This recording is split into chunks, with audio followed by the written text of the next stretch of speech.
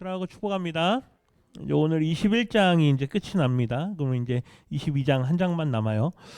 올 한 해 하나님께서 우리에게 요한계시록의 말씀들을 통해서 성도로서 이 시대를 어떻게 살아내야 되는가에 대한 말씀을 계속 우리에게 주신 줄 믿습니다. 그래서 환난의 시기, 고난의 시기, 인내하면서 그 시기를 버텨라.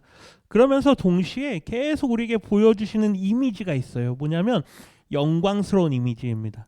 특별히 4장 5장에서 천상의 예배자의 모습들, 하나님의 보좌가 있고, 그러다가 또 심판의 모습이 막 계속 나와요.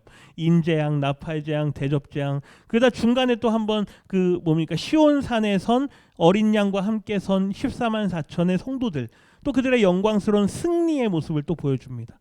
그리고 또 마지막 하나님의 최후 심판, 백보자 심판이 막 있고 나서 이제 마지막에 우리가 새 예루살렘, 새 하늘과 새 땅이 만들어지고 새 예루살렘을 우리에게 보여주는 그 말씀들을 봅니다. 그러니까 결국 뭐냐면요, 우리에게 무슨 환상적인 뭔가를 보여주려고 이 말씀을 쓴 게 아니에요. 그러니까 요한계시록을 너무 비밀스럽게 여기고 뭔가 되게 은밀한 이야기가 있는 것처럼 과거에는 주로 그랬거든요. 그래서 막 함부로 해석하면 안 된다 막 그랬어요. 그거는 말씀을 읽는 방법이 잘못됐기 때문에 그런 거예요. 말씀을 제대로 읽으면 우리가 얼마든지 마음껏 누릴 수 있는 말씀인 줄 믿습니다. 중요한 건 이 말씀을 우리 시대에 적용해야 돼요. 먼 미래에다 적용하는 말씀이 아니고요, 우리 시대에다 적용해야 돼요. 매 시대마다 살아가는 사람들이 자신에게 적용할 때 이 하나님의 말씀이 은혜가 되는 줄 믿습니다. 오늘 이제 보세요. 새 예루살렘 두 번째 모습인데요. 지난주에는 새 하늘과 새 땅이 만들어졌고, 옛 하늘과 옛 땅과 옛 바다가 사라졌고, 새 하늘과 새 땅이 우리에게 보여집니다. 거룩한 성이 내려오는데 그 성의 모습을 마치 신부의 모습과 같더라. 그러면 그 거룩한 성이 뭐냐? 우리가 새 예루살렘이라고 하는데, 그 거룩한 성은 완성된 하나님 나라의 백성들의 공동체, 그 만물을 새롭게 하는 거룩한 성이 우리에게 내려오죠. 그게 지난주 말씀인데요. 2절에 보면 거룩한 성 새 예루살렘 내려오고 신부의 모습이다. 그러면서 9절에 보면 이리 오라, 내가 신부 어린 양의 아내를 내게 보이겠다. 그러면서 지난주에 말씀드렸죠. 누가 신부인가? 구약에서는 아브라함의 자손들, 신약에서는요 영적인 이스라엘 된 우리 믿음의 성도들, 교회라고 부른다 그랬습니다. 그런데 이게 이제 마지막 때가 되면 새로운 모습으로 우리에게 나타나는 거예요. 하나님께로부터 하늘에서 내려오는 거룩한 성 예루살렘, 완성된 성도의 공동체예요. 이제 다음 시간에 22장에 가면 그 완성된 성도의 공동체가 어떤 모습인가를 우리가 보게 됩니다. 물론 오늘 21장 끝에도 나오지만 그 모습을 다음 주에 보면서 이제 끝내게 됩니다. 오늘 본문 11절부터인데요. 하나님의 영광이 있습니다. 영광은 빛입니다. 독사라고 하는 이 하나님의 영광은 기본적으로 빛이에요. 그러니까 하나님은 빛이신 존재이시죠. 그 하나님의 영광이 그 예루살렘 성과 함께 있습니다. 그러니까 그 성에 무엇이요? 빛이, 그렇죠? 하나님의 영광이 비춰지니까 그 성이 빛나는 거예요. 그 빛이 지극히 귀한 뭐 같더라? 보석 같더라. 그리고 벽옥과 수정같이 어떻다고요? 맑더라. 이 수정 같은 이미지를 계속 써요. 하나님께서 창조하셨을 때 바다의 이미지를 계속 연상시켜 주십니다. 깨끗하고 아주 맑은 이미지예요. 근데 중요한 건 왜 보석이냐, 그리고 왜 벽옥이냐. 우리가 벽옥 어떤 뒤에 가면 막 계속 보석들 나오는데, 그 보석이 정말로 천국에 가면 그 보석이다는 모른다 그랬어요. 아니다도 아니에요. 다시요. 아니다가 아니고요. 모른다예요. 예. 그러니까 요한은 본인이 본 그 모습을 당시 편지를 받아들었을 사람들이 이해할 만한 화려함과 아름다움으로 표현하려니 그 자기가 본 모습을 그 보석들의 이름들을 사용한 거예요. 아니면 정말로 그 보석을 봤을 수도 있어요. 그러니까 우리는 확정할 수는 없습니다. 예. 우리가 경험하지 않았으니까. 가끔가다 그런 책들 있잖아요. 간증집들 중에 천국에 다녀오신 분들이 경험하는 간증집들이 있어요. 내가 천국에 가봤는데 하면서요. 근데 놀라운 거는요, 다 달라요. 천국을 묘사하는 모습들이 다 달라요. 예, 뭐가 맞고 뭐가 틀리라를 떠나서 그 사람들이 은혜 가운데 경험했던 그 천국의 모습들이요, 다 달라요. 근데 중요한 건 자기들이 알고 있는 지식에서, 자기들이 표현할 수 있는 표현력에서 가장 아름다운 모습을 표현합니다. 그건 공통적이에요. 예, 다 달라요. 다 다른데 공통점이 하나 있다면 자기들이 아는 한에서 그리고 표현할 수 있는 한에서 가장 아름다운 언어로 천국을 표현한다라는 거예요. 아마 요한도 같은 게 아니었을까 이렇게 생각을 해보는 거죠. 12절 한번 볼까요? 12절에 보면 크고 높은 뭐가 있습니까? 성이니까 뭐가 있어야 돼요? 네, 성벽이 있어야 돼요. 성벽이 있고 12 뭐가 있습니까? 문이 있습니다. 지금부터 머릿속에 그림을 그리셔야 돼요. 12문이 있는데 12천사가 그 문에 있습니다. 각 문마다 천사들이 있대요. 그리고 문들에 뭐가 있습니까?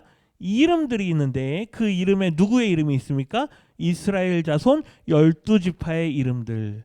여기서 한 가지 알 수 있는 건 하나님은 구약의 이스라엘도 포기하지 않으셨다. 근데 여기 재밌는 걸 하나 보셔야 되는데요.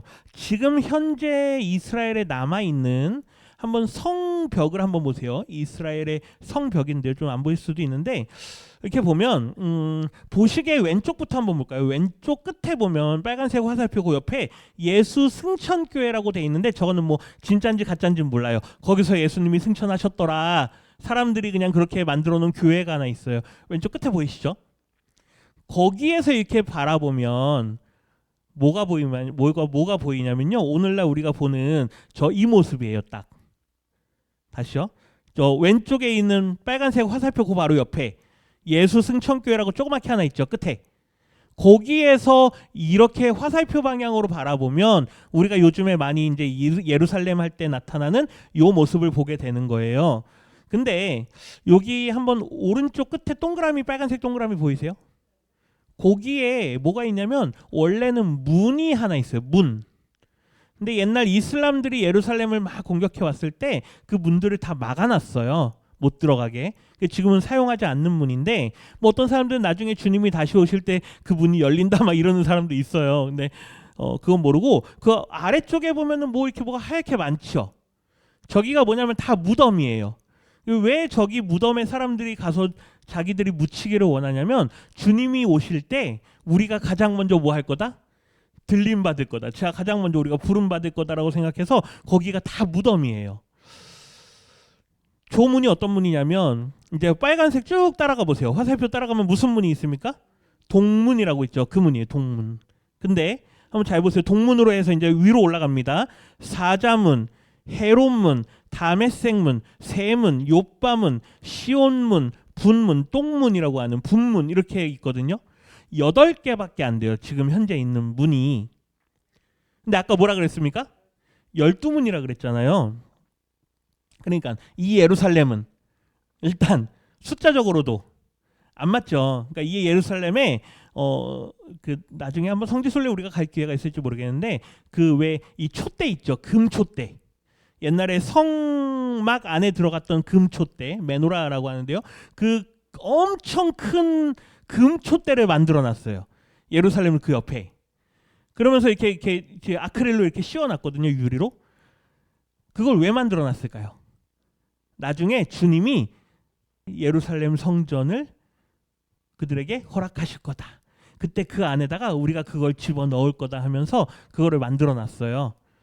잘못된 기대예요. 잘못된 이스라엘 사람들의 잘못된 기대인데 한번 보셔야 돼요.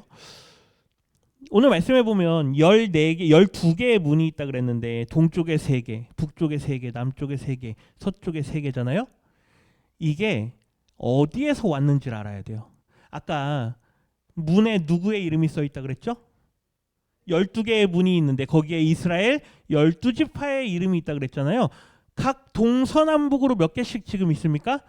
3개씩 있잖아요. 이거를 숫자적으로만 보면 가장 합당한 건 뭐냐면요. 민수기에 나오는 이스라엘 백성들이 진을 칠 때의 모습이에요. 동서남북으로 각각 3개의 지파씩 성막을 중심으로 해서 3개의 지파씩 자리를 잡습니다. 계속 말씀드리죠. 성경에 있는 신약의 말씀들은 뭔가 그냥 새롭게 나온 게 아니라 그랬어요. 대부분 다 어디에서 나온다고요? 구약 성경에서 나온다고요. 왜 12개고 왜 12지파의 이름이냐? 하나님은 그 옛날 성막에서 함께 하셨던 그 이미지를 보여주시고자 하는 거예요. 그게 이렇게 완성된다라는 걸 보여주고자 하는 거예요. 그러니까 하나님은 구약도 버리지 않으시는 하나님이에요. 뭐 당연한 말이죠. 구약은 옛 언약인데 구약은 다 폐기됐다? 아니요. 하나님은 구약 말씀도 버리지 않는 분이세요. 그걸 이렇게 완성하신다는 이야기예요. 14절 한번 볼까요? 그 성곽에 12 기초석이 있고 그 위에 어린 양의 12 사도의 12 이름이 있더라. 예. 이번엔 어디로 넘어왔습니까? 신약으로 넘어왔잖아요. 신약에 예수님께서 세우신 12 제자, 그리고 나중에 보냄받은 가룟 유다 대신에, 그렇죠? 다른 제자가 한 명 다시 세워지고 12 사도의 이름이 거기에 있어요. 그러면 이제 우리는 생각할 수 있습니다. 왜 예수님께서 12 제자를 세웠습니까? 사실 우리 복음서 할 때 했어요. 뭐를 상징한다고요? 이스라엘의 12지파를 상징한다고요. 예. 그래서 12인 거예요. 자, 다시요. 성문에는 12지파의 이름이 있고 그 다음에 12 성곽에는 12 기초석이 있는데 거기엔 누구의 이름이요? 12 사도. 그러니까 이 거룩한 성 새 예루살렘은 뭐냐? 신부의 모습이라고도 했고, 그렇죠? 온전한 하나님 나라의 공동체라 그랬잖아요. 구약의 성도들과 신약의 성도들이 대표되는 하나가 되어서 완전해지는 거룩한 성 새 예루살렘.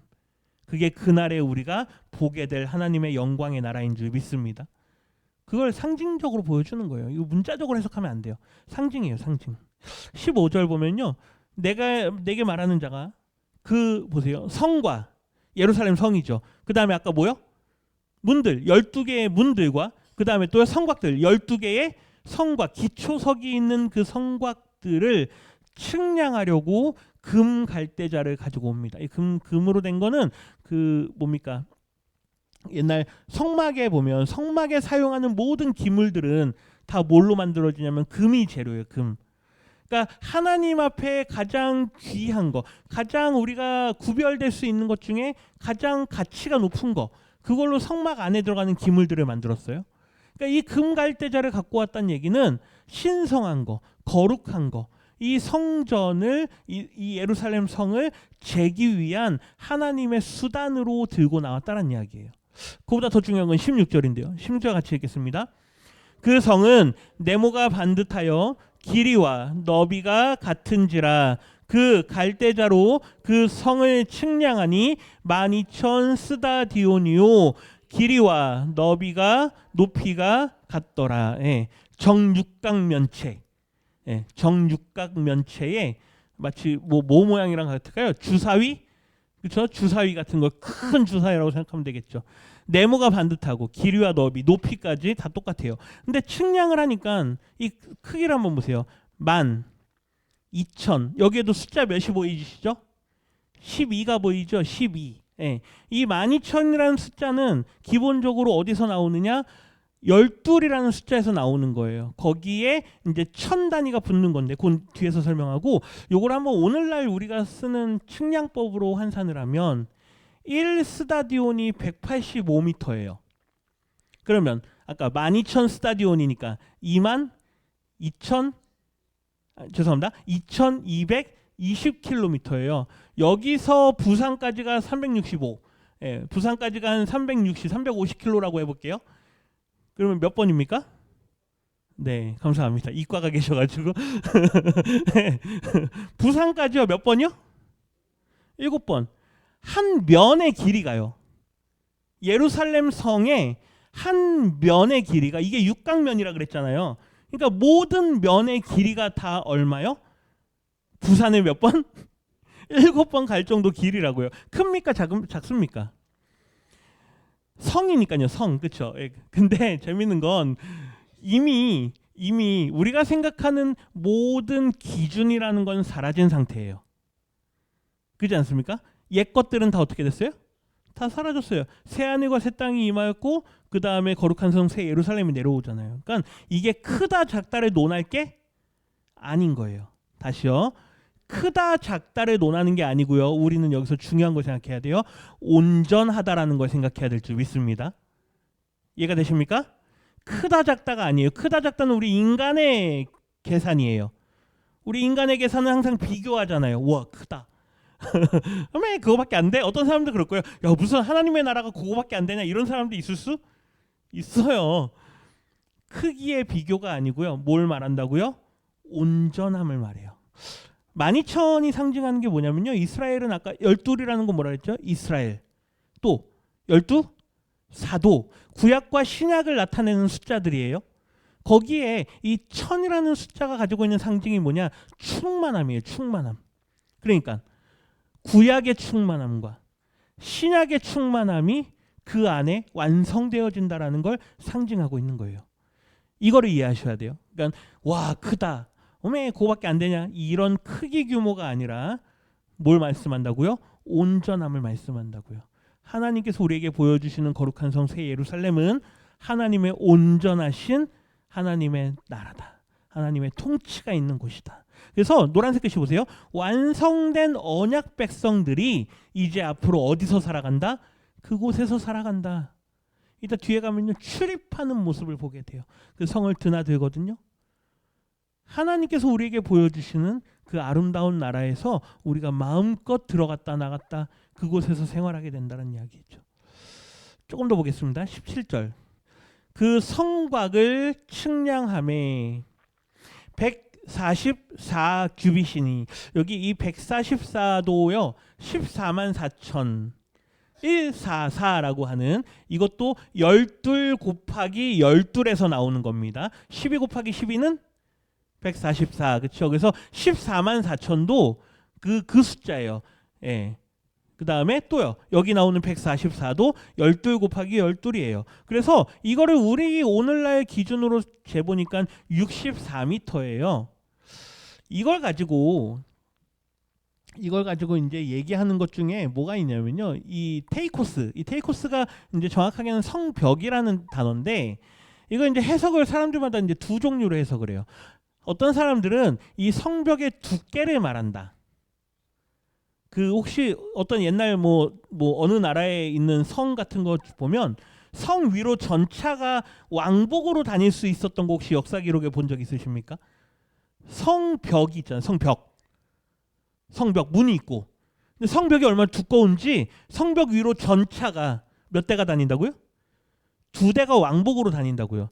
그러니까 자동차 2대가 다닐 수 있는 너비면 성벽이 얼마나 두껍다는 얘기예요. 그렇죠. 그 정도로 두꺼웠다는 게 우리 인간이 만든 이제 그 성벽의 역사 중에 두꺼운 걸 말할 때 얘기하는데 성벽 두께가 64m다. 요게 여기서부터 여기까지가요 한 9m, 10m 정도 되거든요. 지금 뒷면이 한 10m 돼요. 뒷면이. 그러니까 우리 이면 몇 개요? 6개가 뭐라고요? 성벽. 성벽의 두께. 우리 요 벽은 두께가 얼마나 될까요? 요 벽. 요 벽 두께 얼마나 될까요? 한 8cm, 10cm? 그죠? 한 10cm? 근데 그 성벽의 두께는 얼만큼이라고요? 64m. 예. 우리 교회 6개 만큼이 성벽의 두께다. 이렇게 해석하는 사람도 있어요. 어떤 사람은 높이로 하기도 해요. 그 성벽의 높이가. 근데 그건 좀 안 맞는 게 정육면체이기 때문에 이미 그쵸? 12,000 스타디온이 나와 있잖아요. 높이와 너비와 길이가 같다 그랬으니까. 그래서 높이는 안 맞아요. 그래서 저는 두께가 아닐까라고 저도 이제 해석엔 동의를 합니다. 그러니까 크다 작다의 의미가 아니라 그랬어요. 다시요. 12 곱하기 12는 뭐라고요? 완전함이에요. 그 성의 두께도 어떻다고요? 완전하다라고요. 예, 자꾸 우리식으로 이렇게 환산하니까 우와 이러는데요. 그게 아니라 완전한 두께다. 이 성벽의 두께가 왜 중요하죠? 성을 지을 때 성벽을 겉에다 짓잖아요. 이걸 왜 두껍게 합니까? 적이 공격해 오면 쉽게 무너지지 않으려고요.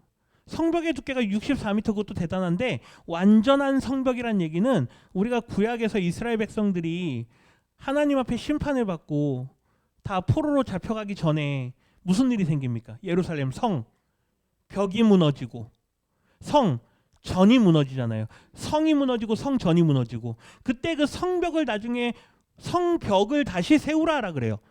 돌아온 사람들한테 1차, 2차, 3차 기원하면서요. 성벽을 세우라 그래요. 그러니까 하나님께서는 이 성벽을 아주 중요하게 여기시는 거예요. 네. 이것도 어떻다? 온전하다. 다 거기서 연속되는 거예요. 18절 보면 이제 나오는데요. 18절에 보면 그 성곽은 벽옥으로 쌓였고 그 성은 정금인데 맑은 유리 같더라. 그러면서 19절 같이 했습니다. 그 성의 성곽의 기초석은 각색 보석으로 꾸며졌는데 하면서요. 성곽에 기초석이 있다 그랬고 아까 12기초석이 있다 그랬어요. 12기초석에 누구의 이름이 있다 그랬냐면 12사도들의 이름이 있다 그랬어요. 근데 이제 이게 섞입니다. 잘 보세요. 첫 번째 기초석은 벽옥, 두 번째는 남보석, 셋째는 옥수, 넷째는 녹보석, 다섯 번째 홍만호, 홍보석, 황옥, 녹옥. 저는 다 뭔지 몰라요. 뭔지 모르는데 비치옥, 청옥, 자수정 하나 압니다. 뭔가 아름다운 보석들이죠. 근데 아까 기초석에 신약의 12사도들의 이름이 있다 그랬잖아요. 그렇죠? 근데 이 12보석은 그러면 어디서 나왔느냐? 이 12보석은 또 구약으로 넘어가요. 구약의 출애굽기 나중에 우리가 보겠지만 28장에 가면 제사장의 몸에 보석들을 달게 해요. 한번 보세요. 출애굽기 28장인데요. 17절부터 21절. 네 줄로 보석을 물리되 이렇게 몸에다가 보세요. 첫 줄은 홍보석, 황옥, 녹주옥. 둘째 줄은 석류석, 남보석, 홍만호. 비슷한 겹치죠. 셋째 줄은 호박, 백만호, 자수정. 넷째 줄은 녹보석, 호만호, 벽옥. 저 뭔지 몰라요. 그런데 아무튼 제사장의 몸에 보석들을 12개를 달았어요. 그러고 나서 뒤에 끝에 21절 보면 다 금태에 물리지니 하고 노란색 글씨 같이 있습니다. 이 보석들은 이스라엘 아들들의 이름대로 12이라. 그러니까 12지파의 이름들이에요. 근데 좀 전에 본 계시록에서는 그 기초석에 누구의 이름이 있다 그랬죠? 12사도들의 이름들이 있다 그랬잖아요. 이게 이제 섞이는 거예요. 구약에 있는 것들이 신약으로 오면서 완성되고 결국 구약의 이스라엘과 신약의 12사도로 대표되는 교회는 결국 하나님께서 완성해 가실 하나님의 나라다라는 걸 우리에게 계속 보여주는 거예요. 그러니까 신약의 교회는 결코 그냥 생뚱맞게 튀어나온 게 아닙니다. 어디에서부터 연속된다고요? 구약의 이스라엘로부터요. 그러니까 우리가 올 한 해 다뤘던 이 아브라함 언약이 얼마나 중요합니까? 내가 너로 큰 민족을 이루게 하겠다. 하나님께서 이루셨습니까? 안 이루셨습니까? 이루었잖아요. 이스라엘, 아브라함, 이삭, 야곱 12 나라가 멸망하고 예수님이 오시고 12 제자 그들이 나가서 온천에 복음을 전하고 우리에게까지 이어졌잖아요. 그 하나님께서 아브라함과 맺으셨던 그 언약이 오늘 이 말씀들에서 완성되는 거예요. 이게 너무 놀라워요. 예. 그러니까 성경을 제대로 읽으시면 와, 어떻게 이걸 하나님께서 다 계획하셨지, 사람이 이걸 어떻게 꾸며서 쓸 수가 있느냐, 이런 말이 나옵니다. 그러니까 성경을 대충 알면 누가 와가지고 야, 성경 그거 다 거짓말이야, 누가 꾸며서 쓴 거야 이러잖아요. 반박을 못해요. 성경을 대충 알면. 그냥 믿어. 그냥 덮어놓고 믿어. 성경은 뭐 하는 거야? 성경은 뭐 하는 거야? 믿는 거야. 그냥 덮어놓고 믿는 거야. 자꾸 성경 읽지 마, 시험 들어. 아니요. 성경을 제대로 읽으면요, 이걸 어떻게 사람이 쓸 수가 있냐, 이렇게 되는 거예요. 성경은요, 한 사람이 쓴 것도 아니에요. 50명 이상의 사람들이 몇 천 년에 걸쳐서 쓴 것들이 모여졌거든요. 근데 그 모여진 것들이 다 내용이 통일돼요. 어디로 통일됩니까? 구약에서는 예수 그리스도로, 예수 그리스도에서는 어디로? 계시록으로. 이게 계속 연결이 돼요. 다 통일이 돼 있어요. 그러니까 이걸 어떻게 사람이 썼냐, 반박을 할 수 있게 돼요. 예. 바라기는 성경을 그래서요, 많이 읽으시기를 부탁드립니다. 그러니까 읽어도 이해가 안 될 수도 있어요. 읽어도 이해가 안 될 수도 있지만, 그러니까 우리가 이렇게 수요일 날이나 주일 날 이렇게 말씀들을 같이 나눌 때 잘 들으셔야 돼요. 그래서 보세요. 21절인데요. 같이 읽겠습니다. 그 12문은 12진주니 각 문마다 한 개의 진주로 되어 있고 성의 길은 맑은 유리 같은 정금이더라. 예. 계속 맑은 유리 같은 정금을 우리에게 보여주는데 그곳의 순수함과 그곳의 깨끗함을 계속 맑은 유리 같은 정금이라는 단어를 우리에게 계속 보여줘요. 아까 성벽도 그랬고요. 지금 길도 그래요. 요거 때문에 천국에 가면 길이 다 뭐로 돼 있다? 금으로 돼 있다. 그런 얘기를 우리가 하는 거예요. 나중에 확인해 보십시오. 정말 천국에 가면 길이 뭐인지 금인지. 예. 그러니까 길에 깔리는 돌멩이는 가장 값어치 없는 거 아니에요? 그러니까 사람들이 그래요. 야, 금은 천국에 가면 뭐야? 천국에 가면 아스팔트야. 가장 값어치 없는 거야. 뭐 이렇게 얘기를 하거든요. 우리가 알 수 없습니다.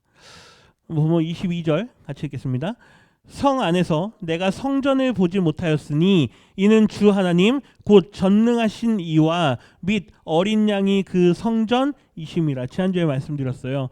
요한의 생각 속에 구약의 배경을 가지고 있는 유대인이라고 하는 그 배경을 가지고 있는 사람들은 예루살렘 성이 있으면 그 안에 반드시 뭐가 있어야 된다? 성전이 있어야 된다. 그러니까 자기도 모르게 조건반사적으로 성전을 찾아보는 거예요. 근데 성전이 있다 없다? 없다. 성전이 어디 갔냐 하니까 성전이 없어요.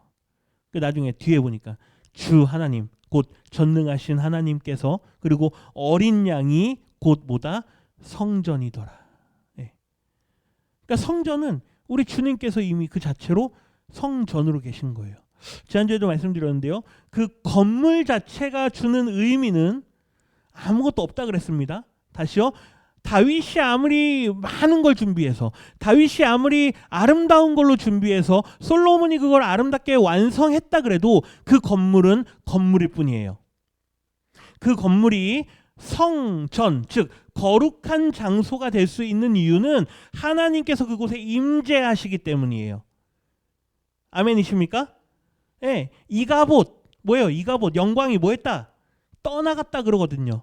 그러니까 하나님의 영광이 떠나가면 더 이상 그곳은 성전이 아닌 거예요. 이걸 우리에게 적용할까요? 우리는 성령께서 임하시는 거룩한 전이라 그랬습니다. 그러니까 어떤 사람들은 그래요. 야, 내가 성전이야 막 그래요.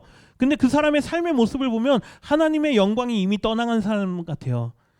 주일날 교회는 와서 예배는 드리는데 일주일 동안 삶의 모습을 보면 자기 마음대로 살아요. 하나님과는 아무 상관없는 삶을 살아요.